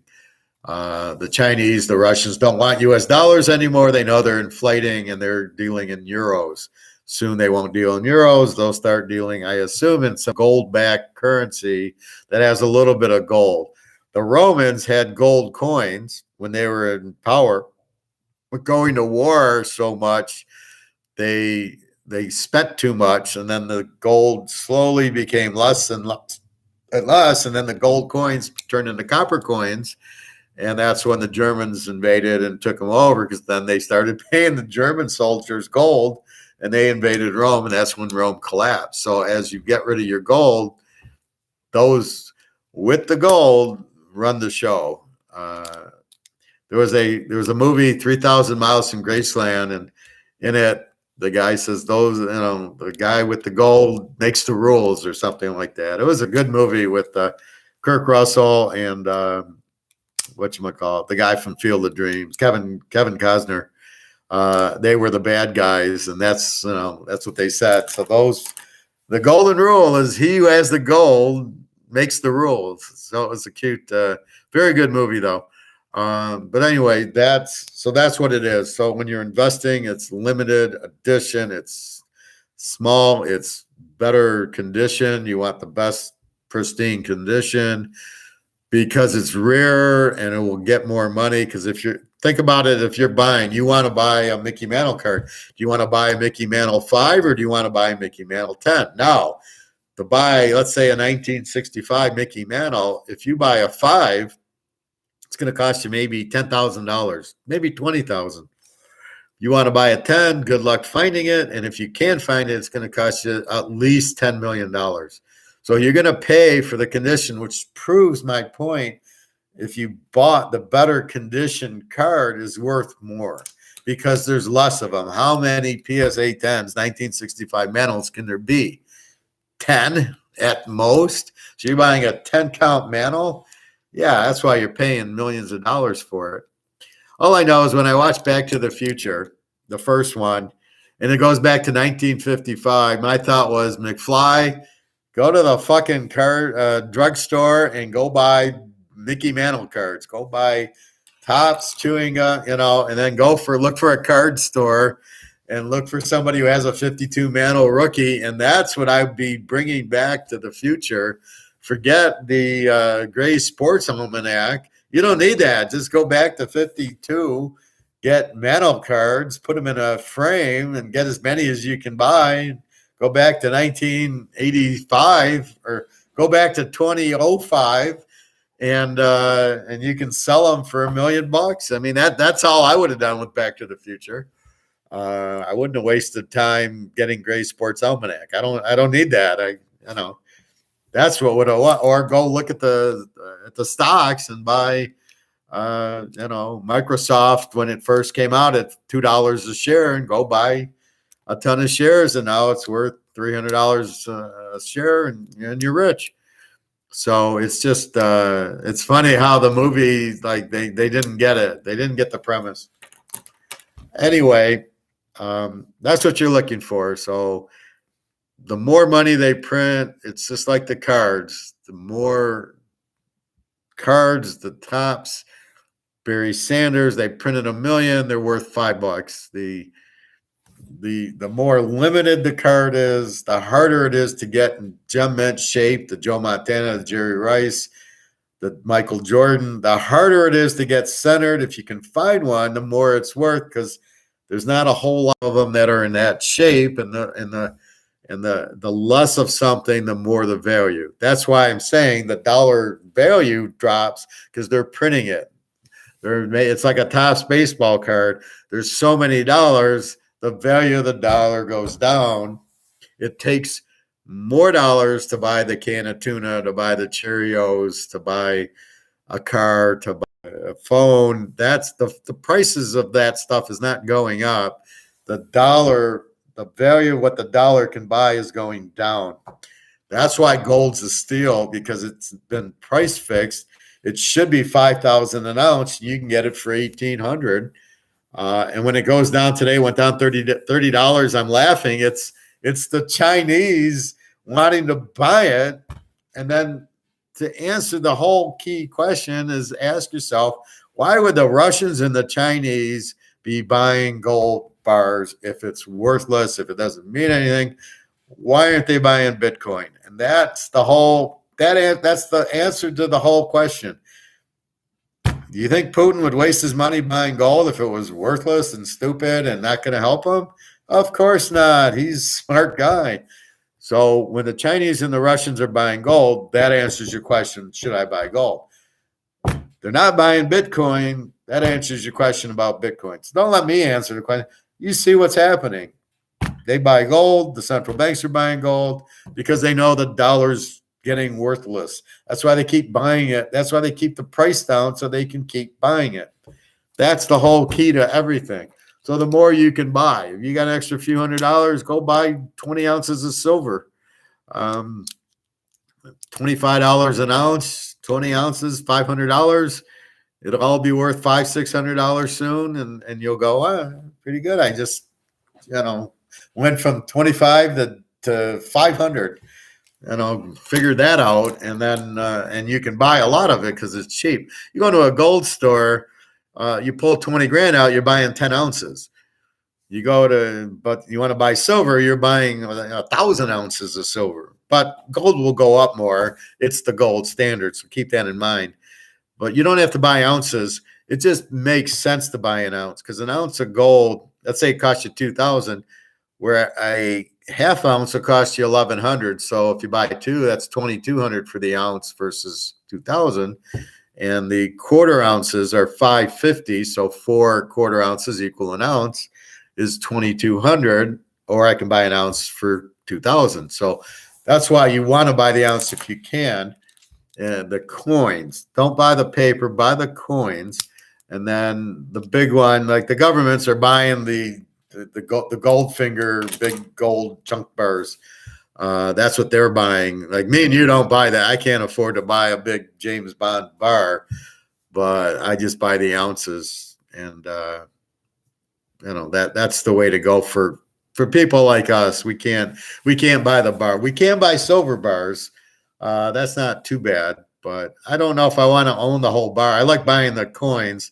Then I can give like a birthday present. Here's a silver ounce. It's worth $30. It'll be worth $500 soon. So don't buy bonds. Bonds are giving you 1%. Inflation is 6%. You lose 5% on it. Why the hell would you? It's like a reverse teaser. So let's see. I can have the Niners at 9.5, but if I do it like a bond, I'm actually taking the Niners and I'm giving 2.5. That's how stupid that is. That's what a bond is. And the funny part is, in Vegas, you can do a reverse teaser, and the odds are pretty good. So I could take the Niners and give 2.5 and get like 10-1 odds on it if I think they're going to win, as I do. That would probably not be a bad bet to do that, or take Cincinnati and give 3, going, well, I think they can win, or maybe going over, going over 65 instead of 53, and reversing it. So they have those bets. But anyway, I think I've covered a lot. So always remember in life, the less of something, the more it's worth. When they print dollars, it's going to lose its value. So it really, nothing goes up in price except for the dollar. It takes more dollars to buy something. If you want to buy baseball cards, you buy Superstars. You buy limited that says 8 out of 10, 10 out of 25. You buy PSA 10s, not PSA 9s, not off-brand 10s or 9s, not Beckett 10s or 9s. PSA 10s seems to be what the market wants, so that's what goes. I have a Bobby Orr KSA 9 or something, 1970 or 71. So I went with the circle, and but it wasn't PSA. So you know what I did is I cracked it open. So if you take players to the corners, you go to a couple corners, you can crack it, and then you can open up, take the card out, put it in a hard plastic. That's what I did to my non-PSA cards, because they're not going to get the value. The PSA will get you like $2,000 for that card. But if it's not a PSA, it's going to get you like $500. So it doesn't make sense to sell this card, which is a mint condition card, for only $500 if you can just get it graded by PSA and get $2,000 for it. So keep in mind there, you can crack the cards and get them regraded. And I did that with I had some Derek Jeters that were not PSAs. I had one Derek Jeter that was like a Jeter 8, and I break it open and I look at it and I go, why is this an 8? It looks, the corners are sharp. There was no centering. The picture looks good. I couldn't figure out why it was an 8, so I'm hoping I can get a 9 on it, maybe a 10. I can't see anything wrong with the card. Maybe there's a scratch I'm not seeing, but I just as easily could get a 9 on it. And that'd be a $200 more for the same card that I've got graded. So again, get Walter Payton's, get LeBron, get Jordan, Brady. If you see a guy like Burrow, buy him cheap. You shouldn't pay $5,000 for a Burrow. He hasn't won anything yet. And stay away from baseball rookies. Most of those guys never turn into anything. You pay $2,000 for a card that becomes worth $10 because the guy's never does anything and there's injuries. I stay away from baseball. Drop baseball, go by Willie Mays, go by Sandy Koufax, go by Mickey Mantle, especially Mickey Mantle, go by Babe Ruth or Lou Gehrig. The Yankees always had the value because all the New Yorkers love the Yankees and always have a value. You can buy a Mantle card. You'll never go wrong. It'll only go up. You can retire very nicely with a Mantle, a Ruth, Gehrig, DiMaggio. You live very nicely if you can get a good card like that in an 8, 9, or 10. Believe me.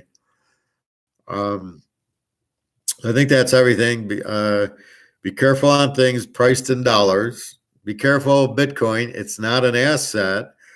They're trying to use it as an exchange of money, but it's not. And the guy comes out and says it's digital gold. That's not gold.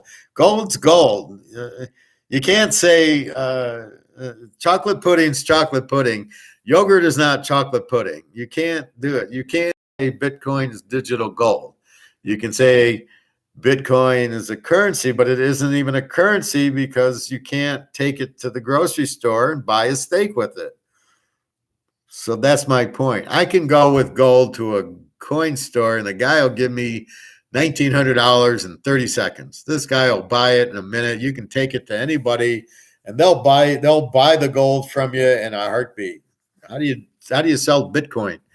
I wouldn't buy it because I don't think it's an asset and I don't think it has a value. So I don't know where the value is coming from in a Bitcoin, but you can't sell it like you could gold. So Don't be fooled by Bitcoin. If you do own it, sell it. Take your profit. Like we played poker. How do I play poker? I have sevens. You have aces. I flop my seven. I got a seven. I slow play you, or you make a big bet. I go over the top. You call me with your aces. I got a set. I win. I say goodbye. I'm leaving before I got the aces, and you flop the set on me.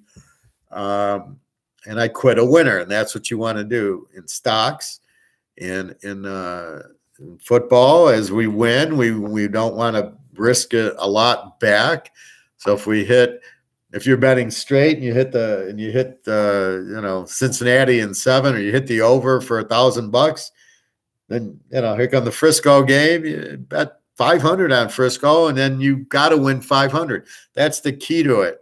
If you're up, you don't give it back. That's the key to gambling. That's the key to life. When you get up, you don't give it back. Stocks the same way. I buy 1,000 shares of Newmont, goes up 70 cents. Before it drops, I sell. I make $700. I do that time in and time again. Boom. Now I'm waiting for the big crash, and I'm going to buy like 2,000 shares when it drops to 35. And then when it goes up to 100, because gold's going to go through the roof, then that's where I'll make my money. But it'll be in U.S. currency, so I have to figure my way out of that.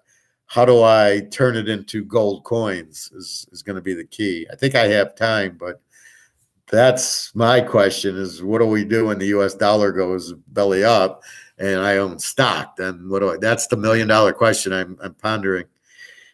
So outside of that, I think we covered football. We covered gold. We covered baseball cards. We covered quite a bit. Inflation and Canada and everything else. So be very careful. Try to be smart. If you don't know any of these subjects that I just covered, email me. Go to the site, www.teaserking.com. And like I did, Nick came to me with the card, so I did it. So that's why I'm talking on the video, so he can understand it more clearly with me talking. So if you have a question on something, economics, something that you don't have a clue on, but you want to learn, just email me and then I'll do a video on it. That's the beauty of these live videos.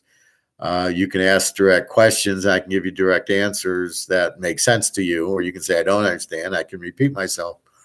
But I enjoy doing these live ones. I know they run long, but that's not the point of them. The point is people can come in, ask some questions, get some answers, and learn. Just think of them as a class. So that's why I'm doing it. I want to share my knowledge. I want to educate people so they can prosper in life too. Life's hard enough, and the government's against us, and the dollar and all that's against us. So the more I can help, the better it is for everybody. Anyway, I don't know what else to say. We've covered everything. Paintings, the reason paintings are hard, it's hard to sell.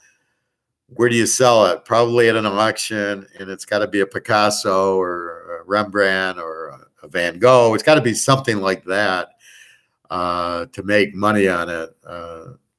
Mine I don't know what it's worth, and I don't know how much I can get in an auction. So I haven't done the auction, but I might, just to get money for gold, and that's it. Don't leave a lot of money in the bank. There could be bank runs, and the banks can run out of money and not give it to you.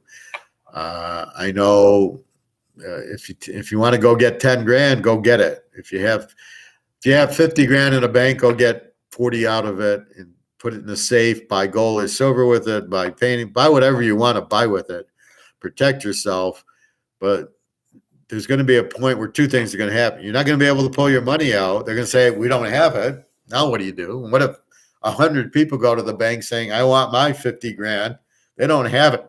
They don't have a safe where you have $50,000. Here's your 50,000. They don't have it. They have a few thousand in there.